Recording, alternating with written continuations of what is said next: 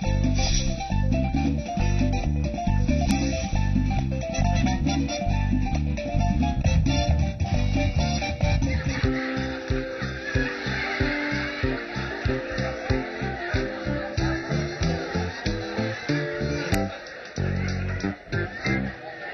दरबारमध्ये आज तुम्हा सगळ्यांचं खूप खूप स्वागत आहे. आजचं नाट्य दरबार सगळ्यांसाठी खास असणार आहे, कारण जे नाटक काही वर्षांपूर्वी दिलीप सरांनी म्हणजेच दिलीप प्रभावळकरांनी गाजवलं होतं, त्या हसवा फसवी नाटकाचा 100वा प्रयोग पुष्कर श्रोती यांनी केलेला आहे. त्याच आपल्याबरोबर पुष्कर श्रोती, आपण त्यांच्याचकडनं जाणून घेणार आहोत की हसवा फसवीचं शिवधनुष्य तुम्ही पुन्हा एकदा उचललं. खरं तर दिलीप प्रभावळकरांनी स्वतःसाठी लिहिलेलं ते नाटक होतं, पण जेव्हा हे नाटक तुम्ही करायला घेतलं आणि मेन म्हणजे नाटक करण्यामागचं तुमचं कारण काय? करिअरच्या या टप्प्यावरती मला काहीतरी वेगळं करायचं होतं, कारण आतापर्यंत फक्त विनोदी भूमिका करत असताना गंभीर स्वरूपाचं पण काहीतरी करायचं होतं आणि त्याचबरोबर माझ्यातल्या अभिनयाचा कस लागेल, अभिनेत्याचा कस लागेल, काहीतरी चॅलेंजेस असतील, झोप उडली पाहिजे, असं काहीतरी नवीन करायचं होतं.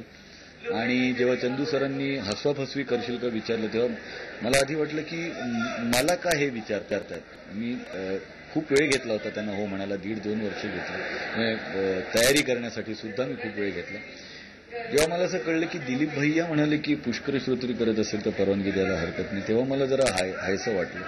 मला चंदू सरांनी हे सांगितलं तेव्हा, आणि मग माझी थोडीशी भीती गेली आणि मग मी अभ्यास करायला सुरुवात केली की ही 6 कॅरेक्टर्स मी रंगवत असताना मी कसं करेन. आणि दिलीप भैयाने मला सांगितलं होतं जे काय करशील ते तुझ्या पद्धतीने कर, आणि तेवढाच मी विचार केला होता. मी त्यांना रिहर्सलच्या दरम्यान प्रश्न सुद्धा विचारले होते की दिलीप भैया हे असं का, याला हे का. म्हणजे सांगायचे अरे आधीच्या कॅरेक्टरचा आपण मेकअप काढायला आपल्याला वेळ मिळत नाही, त्यामुळे आपल्याला हे करावं लागतं, म्हणून मग हे केलेलं आहे. असं त्यांनी काही क्लुप्त्या मला सांगितल्या होत्या. आणि दिलीप भैयांनी 22वा प्रयोग पण बघितला होता, आज 100वा प्रयोगाला पण ते आले होते.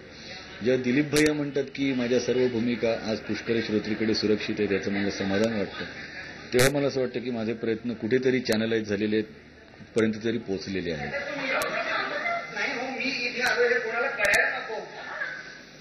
नेमाने टीव्ही पाहत असते, माझा चेहरा पाहिला ना तुम्ही टीव्हीच्या स्क्रीनवर, ते तिला आवडणार नाही. पण तुम्हाला बघून आनंदच होईल त्यांना. नाही, उलट चिडेल ती. अहो आता सांगितलं नाही का तुम्हाला कृष्णरावांच्या नाटकाला तेव्हा मी सोडून गेलो होतो. मी सुद्धा पाया पडते. अष्टपुत्र हा संवाद नाही झालं का? मला आशीर्वाद लग्नानंतर लागू करून घ्या, आता नको रे. लहानपणी मी जत्रे ठरवले. तू जत्रे ठरवली? तू आणि आपण नाही काही, मी एकटीच जत्रे ठरवले. काय झालं काय? मी तुमच्या हिंदी सिनेमात नाही का दाखवतात तसे लहानपणी भावाभावांची होते अशी टाकातू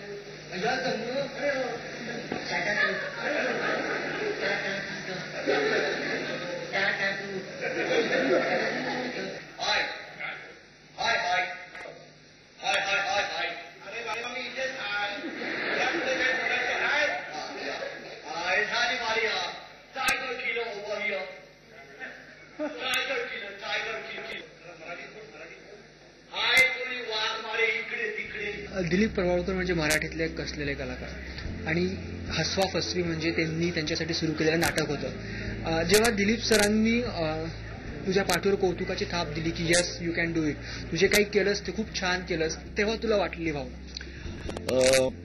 मला नाही वाटत ज्यांनी दिलीप प्रभावळकरांचं हसवा फसवी पाहिलेलं आहे ते त्यांचा प्रयोग विसरू शकतील. म्हणजे मीही विसरलेलो नाहीये. मी त्यांचा प्रयोग 4-5 वेळा प्रेक्षागृहातनं पाहिला, 2-3 वेळा अशोक पांगम काकांकडनं, मोठे मेकअप आर्टिस्ट होते, त्यांच्यामुळे मी बॅकस्टेजनं पण पाहिला आहे. तेव्हा मी एक नवीन कलावंत म्हणून जेव्हा रंगभूमीवरती कार्यरत होतो तेव्हा काहीतरी वेगळं चाललंय, ते वेगळं पाहावं, ते शिकावं, या भावनेतनं मी बॅकस्टेजनं पण पाहिलं होतं. सो आय मस्ट से की दिलीप प्रभावळकरांचा प्रयोग कोणी विसरणं शक्यच नाही.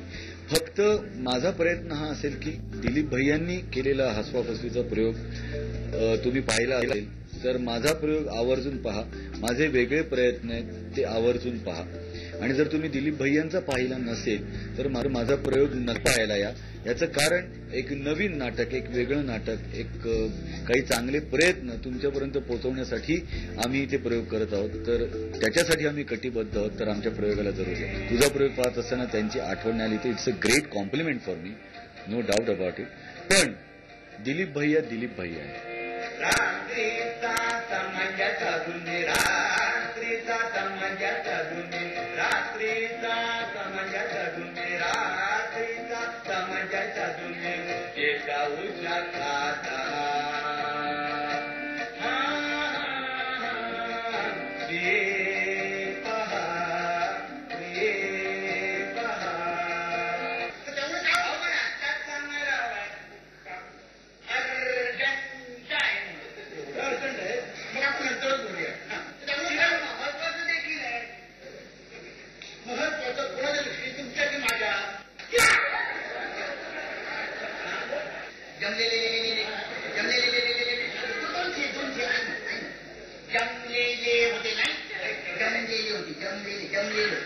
कुणीतरी गलतीतून ओलांडलं, वरचं बटन काढा, वरचं बटन काढा.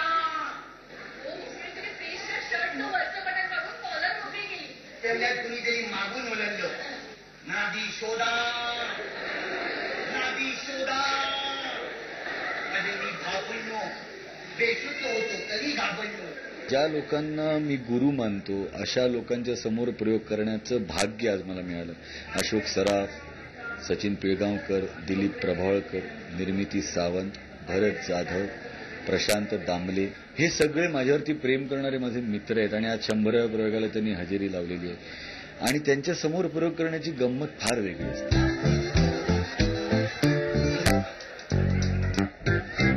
प्रत्येकाने येऊन हे नाटक पाहणं आवश्यक आहे. कारण मी हे सांगू नाही शकणार जोपर्यंत आपण स्वतः पाहू नाही शकणार पुष्कर याच्यावर काय काय करतो. दिलीप प्रभावळकर साहेबांच्या भूमिका या अशा ह्याच्यामध्ये अनेकदा असंख्य लोकांनी पाहिलेल्या आहेत.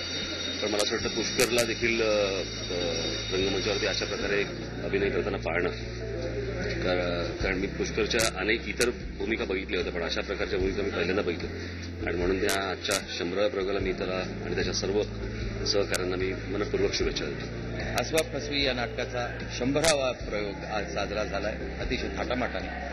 आणि दिलीप प्रभावळकरने लिहिलेलं हे नाटक नव्यानं पुष्कर श्रोत्री हे सादर करतोय. आणि त्यांनी खूप मेहनत घेतलेली आहे आणि ती दिसून येते. शिवधनुष्य आहे हे खरं म्हणजे कुठल्याही कलावंताकरता, पण ते पुष्करनी पेललं. त्याचं कारण त्याच्यामधलं असलेलं टॅलेंट. माझे शुभाशय आशीर्वाद त्याच्याबरोबर मीच असणार आहेत आणि नेहमीच असतात. या त्याच्या कलाकृतीला सुद्धा माझ्या शुभेच्छा. पुष्कर एक अत्यंत माझ्या जनरेशनमधला एक अत्यंत टॅलेंटेड असा एक ऍक्टर आहे आणि त्याच्या कलागुणांना वाव मिळणारी कलाकृती हसवा फसवीच्या निमित्ताने त्याला मिळालेली आहे. आणि दिलीप प्रभावळकरांसारख्या अत्यंत ज्येष्ठ कलाकारांनी त्यांचा एक ठसा उमटवलेली, एक भरपूर प्रयोग केलेली कलाकृती पुन्हा एकदा नव्यानं करणं हे खूप मोठं आव्हान होतं पुष्करसमोर. आणि त्यांनी ते अत्यंत समर्पकपणे पेलवलेलं आहे आणि मजा आली आज प्रयोग बघून. त्याला खूप खूप खूप शुभेच्छा. हसवा फसवीनंतर पुष्कर श्रोत्री असं म्हणायलाही हरकत नाही किंवा त्याला पुष्कळ श्रोत्री असंही म्हणायला हरकत नाही. दिलीप भैयांनी 750 प्रयोग करून पुष्करकडे हसवा फसवीची धुरा दिली आणि त्यांनी हा जो त्याच्यावर टाकलेला विश्वास होता दिलीप भैयांनी पुष्करवर टाकलेला तो त्यांनी पूर्णपणे सार्थ करून दाखवला. याचं मला खरंच खूप कौतुक वाटलं. I am proud of you Pushkar. कारण खूप कठीण होतं ही गोष्ट अशासाठी की दिलीप यांनी स्वतःसाठी लिहिलेलं हे नाटक होतं हसवा फसवी. आणि स्वतःसाठी लिहिलेलं असल्यानंतर स्वतःच्या ज्या काही बारकावे असतात किंवा आपल्या अंगात ज्या काही वेगवेगळ्या कला असतात त्याला वाव देण्यासाठी त्यांनी ते केलेलं होतं. पण पुष्करनी करताना जेवढं दिलीप भाईंनी आम्हाला हसवलं आणि जसं आमच्या डोळ्यात पाणी आलं होतं तेच सगळं पुष्करने केलं. आज पुष्कर ज्योती यांच्या हसवा फसवी या नाटकाचा 100वा प्रयोग सर्वांनी एकत्रितरित्या बसून आम्ही बघितला आणि खूप एन्जॉय केला. ह्याच्या आधी दिलीप प्रभावळकर सरांचा आम्ही प्रयोग बघायचो पण आज कुठेही पुष्कर श्रोत्रीमध्ये दिलीप काका दिसले नाहीत. कारण एक वेगळीच कला आज पुष्करनी सादर केली नेहमीप्रमाणे.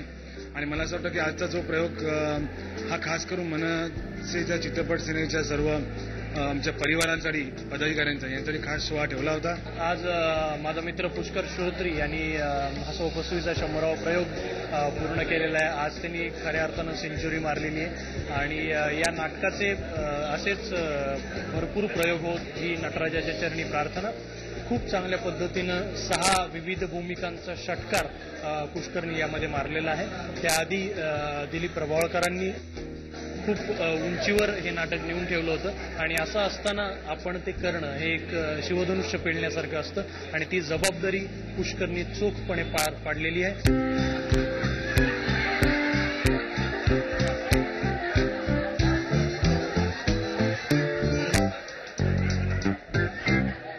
आज आपण गप्पा मारतोय हसवा फसवे नाटकातील कलावंतांशी. तर आता आपल्या बरोबर आहेत वैखरी आणि सतीश सर. तर सुरुवात आपण वैखरी तुझ्यापासून करणार आहोत. पहिले तर तुम्हाला दोघांचं झी 24 तास मध्ये खूप खूप स्वागत आहे.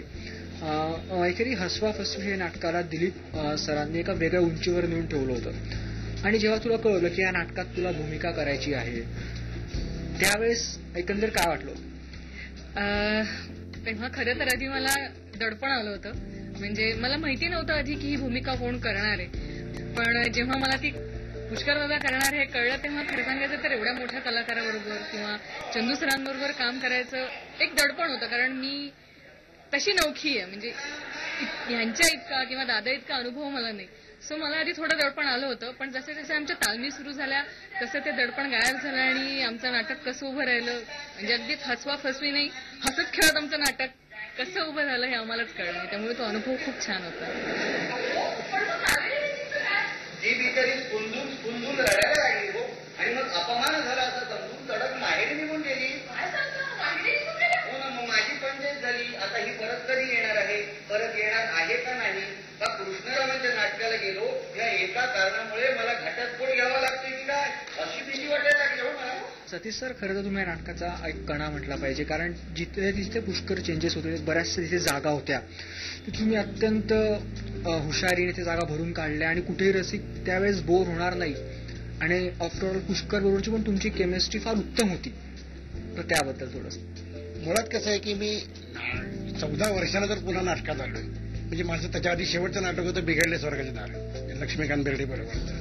14 वर्ष मी सिरियल आणि याच्यामध्ये असल्यानंतर जेव्हा चंद्रकांत कुलकर्णींचा फोन आला पुष्करसाठी की अरे आपण एक नाटक करतोय, म्हटलं कुठलं नाटक करतोय? नाही तू करायचं, तुला चांगला रोल आहे वगैरे.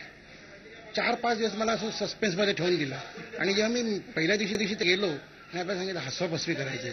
अच्छा, म्हटलं म्हणजे मी वाघमारे, कारण मी काय आता 6 रोल करण्याची माझी आता हे नाही तशी. त्याच्यामुळे म्हटलं हा म्हणजे मी वाघमारे. हो आपल्याला करायचं, तसं करायचं. म्हटलं पुष्कर कसणार हे करणार आणि ही आहे तर म्हटलं हरकत नाही ना. ते तसं 3 पात्रांचंच नाटक आहे. पण ती जसं आता वैखरी म्हणाली की तालमीत आम्हाला कधी कळलं नाही की आमची एक फॅमिली तयार होऊन गेली आणि ह्या फॅमिली बनण्याचा आम्हाला खूप फायदा झाला. बरं, मुळात कसं आहे की दिलीप प्रभावळकरांचं नाटक आहे, एक त्याला एक स्टँडर्ड आहे वेगळं. जरी ते एक नुसतं रिव्ह्यू सारखं नाटक असलं तरी त्याला एक स्टँडर्ड आहे. आणि आमच्यावर जबाबदारी ही होती की आम्ही आजच्या काळातले असून सुद्धा कुठेही वाहवायचं नाहीये, कुठेही काही त्याच्यात घाणपणा येता कामा नये. ते दिलीप प्रभावळकरांचंच नाटक आहे हे लक्षात ठेवून आम्ही त्या पद्धतीने चंद्रकांत कुलकर्णींनी पण त्याच पद्धतीने बसवलं आणि नंतर आम्ही तालमीत बऱ्याच गोष्टी सगळ्या करत गेलो. जेव्हा प्रश्न आला की 20 वर्षांपूर्वीचे विनोद आणि आत्ताच्या काळातले विनोद हा जेव्हा आपल्याला फरक काढून टाकायचा आहे तेव्हा मात्र आमच्यात बरंच म्हणजे चर्चा चर्वितरण झालं. इव्हन आम्ही दिलीप प्रभावळकरांशी जाऊन पुष्कर वगैरे सगळे बोलून आले की आम्ही हे असे बदल करतोय. तर ते म्हणले करा ना. मला पण मान्य आहे की 20 वर्षानंतरचा विनोदाचा भाग सगळाच बदललेला आहे.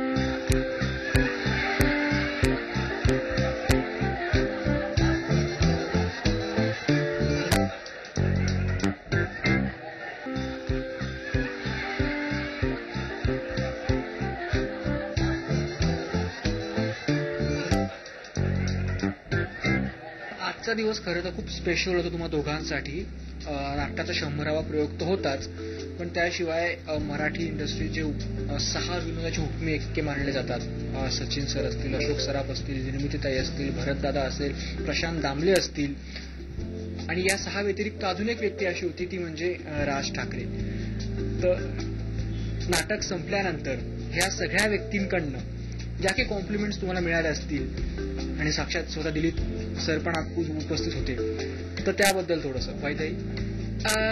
खरं सांगायचं तर थोडंसं दडपण आजही होतं. म्हणजे 100 प्रयोग जरी केलेले असले तरी आजचा प्रयोग विशेष होता तो एवढ्यासाठी की पहिली लाईन जी बसलेली होती तिच्याकडे बघून नाटक करणं हे खूप म्हणजे आमच्या तिघांसाठी सुद्धा थोडंसं अवघड काम होतं. पण त्यांनी आम्हाला नंतर काही सांगण्यापेक्षा आम्ही एक नाटक सुरू झाल्यानंतर जसे जसे खसखस म्हणा नंतर हळूहळू जे हास्याचे फवारे उडायला लागतात त्यामध्ये आम्हाला कळलं होतं की पहिल्या लाईनला आम्ही जिंकलेले.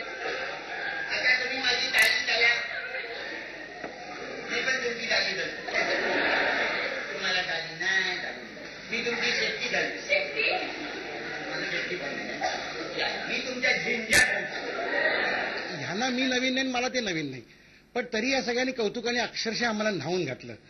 आता प्रश्न उरला फक्त राजसाहेबांचा, ते काही नाटकाशी त्यांचा तसा काही म्हणजे प्रत्यक्ष रंगमंचावर नाही, पण ते सुद्धा येऊन अप्रतिम काम झालं. त्यांनी एक फार छान आम्हाला एक कॉमेंट दिली की तुला व्हावायला जागा होती पण कुठे नाही, तुम्ही संयमित तुमचा वाघमारे उभा केलात, ही पावती मोठी आहे. हां, अशोक सराफ, आता अशोक सराफांचे आमचे संबंध तसे जुने मामांशी, तर मामाने सुद्धा मी जेव्हा ह्याला मध्यंतरामध्ये जेव्हा मी गेलो तिकडे तेव्हा पटकन त्यांनी मी इकडे रे अशी, आता म्हटलं झालं काहीतरी आपल्याकडनं मिस्टेक झाली आणि आपल्याला काहीतरी शिव्या पडणार आहे काय, त्यांनी चेहरा मोहरा असा केला ना, ये इकडे म्हटलं काहीतरी माझ्याकडनं गडबड झालेली आहे आणि जवळ गेलो. काय झालं अप्रतिम काम केलं तो, जोरात जे ओरडले ना, तर ते असं म्हणजे ही यांची स्टाईल आहे त्याचे ते भरून वाटलं अक्षरशः.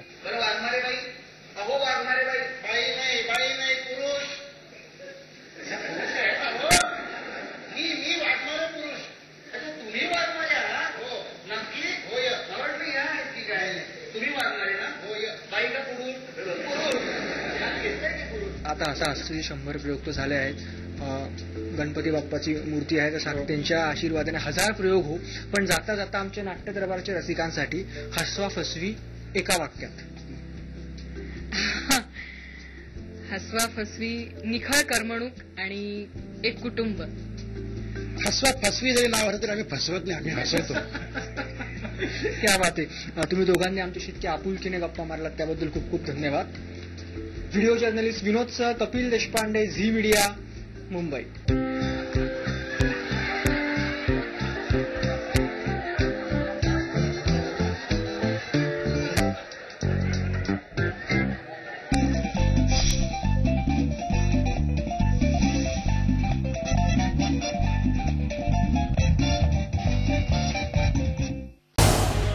झी 24 तास रहा एक पाऊल पुढे.